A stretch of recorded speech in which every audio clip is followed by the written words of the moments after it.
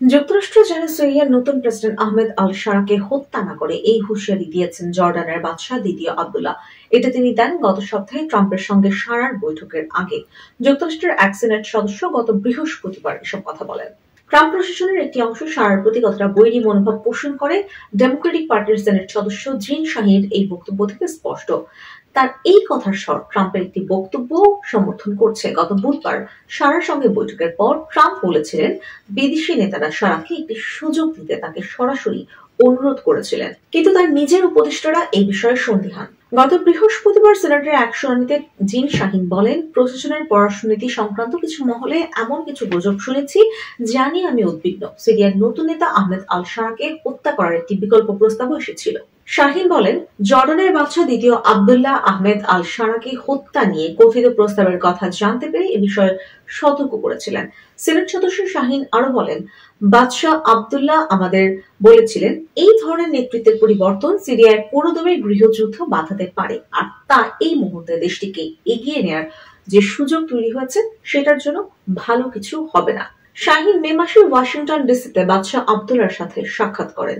ধারণা করা হচ্ছে সিরিয়ার উপর থেকে সব নিষেধাজ্ঞা প্রত্যাহারের ঘোষণা এবং আল শারার সঙ্গে ট্রাম্পের বৈঠকে ঠিক আগেই তাদের মধ্যে ওই কথাবার্তা হয়েছিল। বৃহস্পতিবার সিনেটে শুনানি চলাকালে ট্রাম্প প্রশাসনের নিকট প্রাচ্য বিষয়ক পররাষ্ট্র দপ্তরের আন্ডার সেক্রেটারি পদের জন্য ট্রাম্পের মনোনয়নপ্রাপ্ত জোয়েল রেইনবার্নকে নানা প্রশ্ন করেন সিনেট সদস্য শাহিন।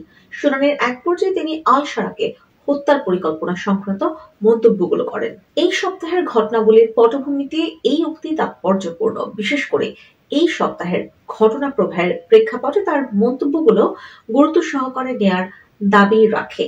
মধ্যপ্রাচ্য সফরে গিয়ে সিরিয়ার ওপর থেকে সব নিষেধাজ্ঞা প্রত্যাহারের ঘোষণা দিয়ে ট্রাম্প তার প্রশাসনের শীর্ষ কর্মকর্তা এবং ইসরায়েলকে রীতিমতো চমকে দিয়েছেন। তারপর গত বুধবার রিয়াদে শারার সঙ্গে বৈঠকটি করেন ট্রাম্প।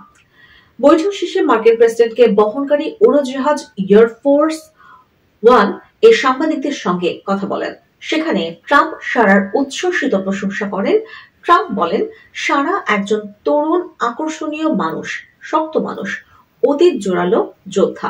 আল শারাকে গুপ্ত হত্যার বিকল্প উদ্যোগের বিষয়ে জানতে চাইলে জোয়েল রেইনবার্ন বলেন, আমি এমন কোনো উদ্যোগের কথা জানি না, তবে স্পষ্টতই তা প্রেসিডেন্টের উদ্দেশ্যের সঙ্গে কিংবা গত কয়েকদিনে তিনি শারাকে নিয়ে যা বলেছেন তার সঙ্গে মিলছেন না।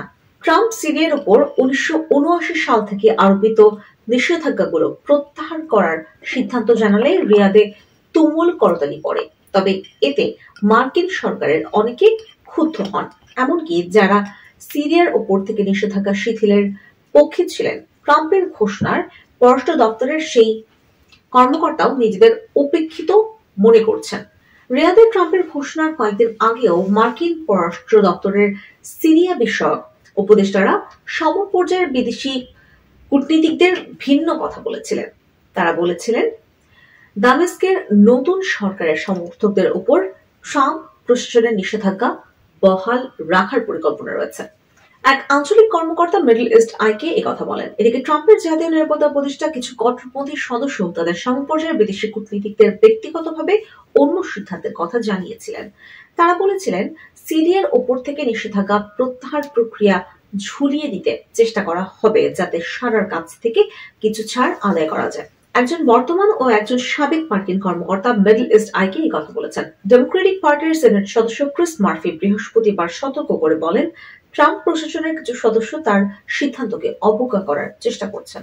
যা হোক, জোয়েল রেবার্নের শুনানি ছিল তাৎপর্যপূর্ণ, কারণ ট্রাম্পের প্রথম মেয়াদে সিরিয়ার মার্কিন দূত হিসেবে দায়িত্ব পালনকালে তিনি দামেস্কের বিষয়ে কট্টরপন্থী হিসেবে পরিচিত ছিলেন। তবে এখন তিনি ট্রাম্পের নতুন উদ্যোগকে সমর্থন জানিয়ে বলেন, আমি প্রেসিডেন্টের লক্ষ্য এবং এই উদ্যোগকে সমর্থন করি।